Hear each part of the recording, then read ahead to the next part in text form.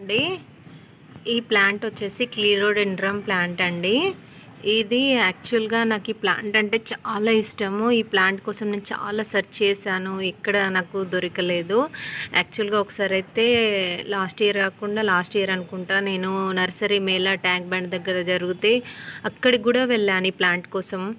But అదేంటో నాకైతే లభించలేదు, అప్పుడు కనిపించలేదు. కానీ ఎప్పటి నుంచో నేను దీన్ని పెంచాలి అని చాలా ఇంట్రెస్ట్ ఉండేది. ఈ ప్లాంట్ చూసినప్పుడల్లా ఇది స్ప్రింగ్స్ బల్బ్స్ లాగా మంచిగా హ్యాంగ్ అవుతూ ఫ్లవర్స్ చాలా బాగుంటాయి. అయితే ఒక 4 months బ్యాక్ నేను ఒక ఫోటో ఫ్రేమ్ షాప్కి వెళ్ళినప్పుడు ఆ షాప్ ఆపోజిట్లో వాళ్ళు రోడ్ సైడ్కి పెట్టారు. ఈ చెట్టు ఉండే అప్పుడు బ్లూమ్స్ తోటి ఉంది, చాలా బాగుండే బ్లూమ్స్. అది చూసినప్పుడు ఎప్పుడైనా దీన్ని ఎలాగైనా తెచ్చుకోవాలి అనుకున్నా. ఇప్పుడు రెయినీ సీజన్ కదా, ఒకవేళ చిన్న చిన్న బేబీస్ ఉంటాయేమో మొలకలు తీసుకొచ్చుకుందామని చెప్పేసి అక్కడికి వెళ్ళాను. బట్ ఒక్కటి కూడా లేకుండే. ఇంకానే అది చాలా పెద్ద చెట్టు. సో నేనేం చేశాను, స్టెమ్స్ అన్నీ బ్రేక్ చేసి తీసుకొచ్చుకున్నాను.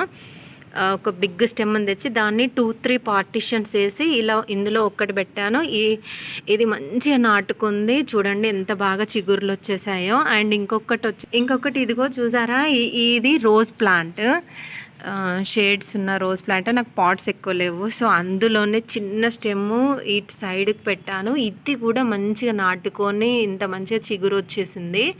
ఇంకొకటి కూడా చూపిస్తాను, ఇదిగోండి. ఇంకొకటి ఇందులో పెట్టాను, ఇంకా తులసి మొలకలు కూడా దాని పక్కకు. అప్పుడు నేను పెట్టేటప్పుడు ఇది ఒక్కటే పెట్టాను, ఇందులో ఇదొక్కటి పెట్టాను. పెడితే ఈ మట్టిలోనే నాకు ప్రతి పాట్లో ఇలా తులసి మొలకలు ఉంటాయండి.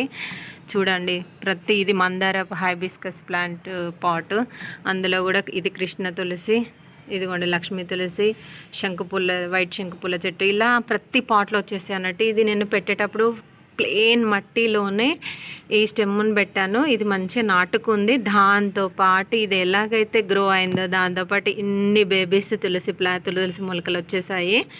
ఇవన్నీ లక్ష్మీ తులసి మొలకలు వచ్చాయి. ఈ చెట్టు అయితే స్టెమ్తో మంచిగా నాటుకుందండి. మంచిగా చిగుర్లు వచ్చాయి, చూడండి ఇదిగో ఎంత బాగా చిగుర్లు వచ్చాయి. ఇది మంచిగా గ్రో అవుతుంది, స్ప్రింగ్స్ లా ఉంటాయి, చాలా లాంగ్లో ఉంటాయి ఫ్లవర్స్, వీటి బడ్స్. మీకు ఒక ఫోటో నేను సైడ్కి యాడ్ చేస్తాను, చూడండి. సో నేను చెప్పాలనుకుంది ఏంటంటే, మనకు ప్లాంట్స్ దొరకకపోతే మనం చాలా బాధపడతాము, నచ్చిన ప్లాంట్ కావాలనుకున్నప్పుడు. బట్ మనం ఎక్కడైనా చిన్న మొక్క కనిపించిన స్టెమ్స్ అయినా సరే తీసుకొచ్చుకొని ట్రై చేయండి. నేనైతే స్టెమ్స్ నాటుకుంటుందని నాకు తెలీదు, బట్ అక్కడ మొలకలు లేకపోయేసరికి నేను స్టెమ్ తీసుకొచ్చుకున్నాను. నాటు పెట్టి చూద్దాము, ట్రై చేద్దాము, ఇప్పుడు రైనీ సీజన్ కదా ఎందుకు నాటుకోదని. మళ్ళీ అందులోనూ ఒక్కటి పెడితే ఇండివిజువల్గానే అలాగే పెడితే నాటుకుంటుందో లేదా అని చూసారుగా 2-3 పెట్టాను విడివిడిగా. అన్నీ 3 పెట్టాను, 3 నాటుకున్నాయి. అంటే మనం ప్రయత్నం చేసి అయితే చూడాలి దేన్నైనా సరే, అప్పుడు అది ఇలా మనకి మంచిగా సర్వైవ్ అయితే చాలా హ్యాపీగా అనిపిస్తుంది. నాకైతే ఇది ఎప్పుడెప్పుడు బ్లూమ్ అవుతుందా అని ఇంకా వెయిటింగ్ అనుకోండి. చూద్దాం, తప్పకుండా బ్లూమ్ అవుతుంది. అప్పుడు కూడా నేను నెక్స్ట్ వీడియో తీసి మీకు పెడతాను. బట్ ట్రై చేయండి, ఏదైనా సరే మనకు ప్లాంట్ దొరకకపోతే ఎక్కడైనా చిన్న స్టెమ్ దొరికినా తీసుకొచ్చుకొని పాటింగ్ చేసి చూడండి. ఇది చూడండి, ఉట్టి ప్లెయిన్ మట్టినే, ఇందులో నేను ఇంకేం కలిపింది కూడా లేదు, జస్ట్ వాటర్ ఇస్తున్నాను. ఇప్పుడు రైనీ సీజన్ కదా, ఈ టైంలో మనం ఎలాంటి మొక్కలు పెట్టుకున్నా తప్పకుండా నాటుకుంటాయి.